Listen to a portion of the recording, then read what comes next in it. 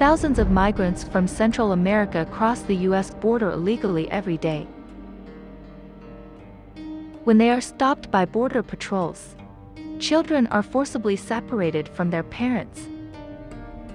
The adults will be deported, but the children are left in the United States. Through publicly available images from commercial satellite companies, we have compiled this investigation, which shows how the world's only superpower detains children. Borrowing an expression commonly used by Western media, it involves one of the most urgent human rights issues of our time.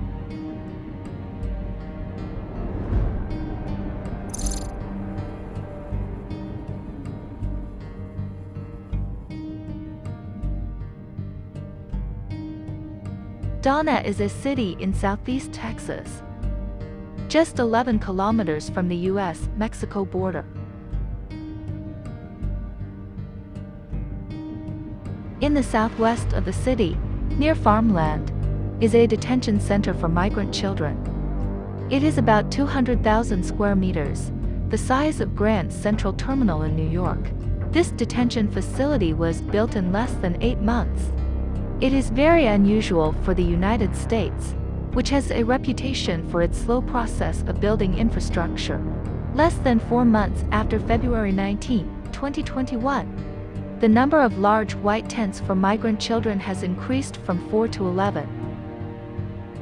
According to media reports in March, there were more than 4,100 migrants on the property. The majority were unaccompanied children, but the planned capacity of this facility is only 250 people.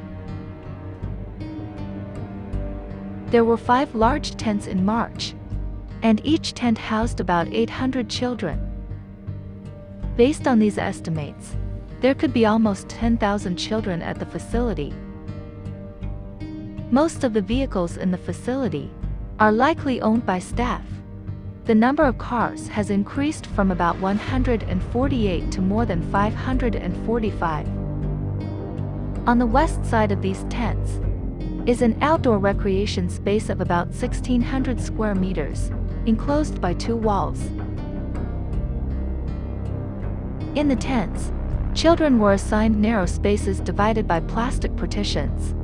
Their beds were gym mats, their blankets foil sheets. About 1,000 kilometers away from Donna, in Fort Bliss, western Texas on the U.S.-Mexico border, is the largest detention center for migrant children in the United States.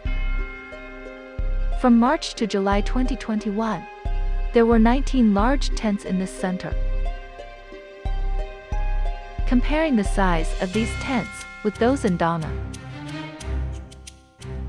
it is estimated that this center can accommodate up to 15,000 children. 2 satellite images show that the cars in the parking lot at Fort Bliss had increased more than 6 times, from less than 100 to over 700. According to media reports, it is difficult for outsiders to access Fort Bliss, but that has not stopped stories escaping the tented camp, including reports of staff sexually abusing children. We heard one of the contractors raped a girl at night. DHS mentioned there was a rape and they are giving the girls pregnancy tests. And I heard the other night that another contractor was caught in a boy's tent, doing things with him. Many of the children in Fort Bliss become severely depressed, according to staff, who say there are multiple cases of children self-harming. Staff took risks to speak about and expose the conditions children are being held in at Fort Bliss. Pictures from the detention center show that the double bed is only the height of a table. Due to COVID and an outbreak of flu, tents have also been set up to accommodate the large numbers of sick children. Sometimes the chicken had blood on it, the meat was very red. We were so hungry we ate it, but we got sick from it.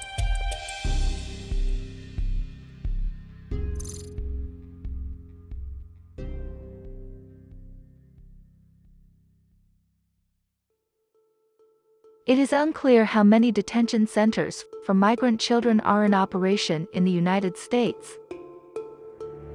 In February 2021, Mark Weber, a spokesperson for the U.S. Department of Health and Human Services, said that the HHS had built about 80 permanent facilities with over 13,000 beds for migrant children. But some of these facilities are not accessible due to the COVID. In May 2021, AFP reported that there were about 200 secret detention facilities in over 20 U.S. states. In the spring of 2021, Western media began to cover the detention centers. But after that, it's hard to come by more information from either official channels or media. There is no exact information about how many unaccompanied migrant children are detained in these places. Through limited media information, we found 8 detention centers for migrant children. They are spread over a wide area from the Atlantic coast to the Pacific coast, including Dallas, which is about 530 kilometers from the US-Mexico border. These facilities are in areas such as military bases, conference centers, sports venues, and oil workers' camps. Except for some newly pitched tents, most are permanent buildings. These children are mostly from Central America, including El Salvador and Mexico. They face temporary detention for up to 70 to 80 days before being transferred to another facility further away from the border.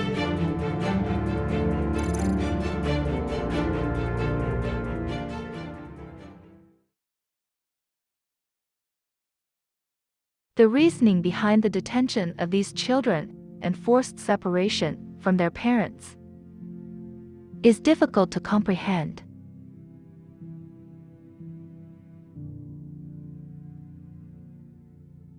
While Joe Biden claimed to reverse the tough immigration policies of the Trump era, there will not be another foot of wall constructed in my administration. He continued the policy.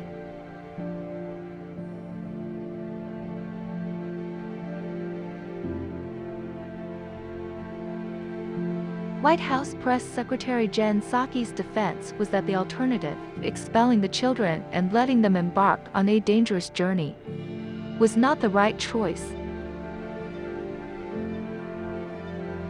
So following this logic, children are better alone in a detention center rather than returning to their motherland with their parents.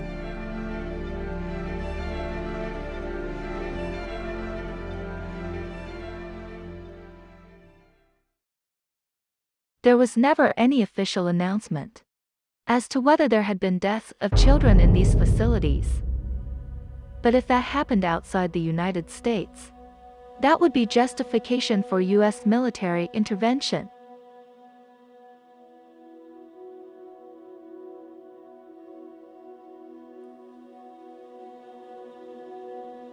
The detention of migrant children by the U.S. is a violation of their human rights. A direct violation of the very problems the United States claims to solve.